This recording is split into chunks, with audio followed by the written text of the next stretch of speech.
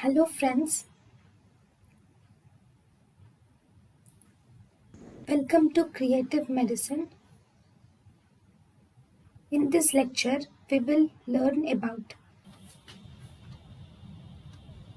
skin of the pinna is fixed loosely on the medial side. Skin of the pinna is attached tightly over the lateral side.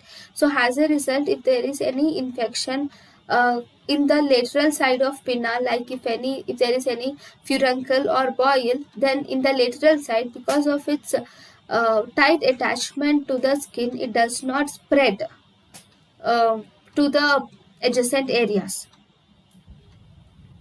Dehiscence in the anterior wall of the external auditory canal causes infection in parotid gland via fissure of Santorini.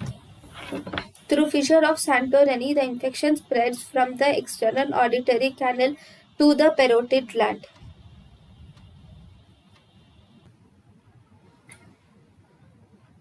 Thank you, and thank you for watching.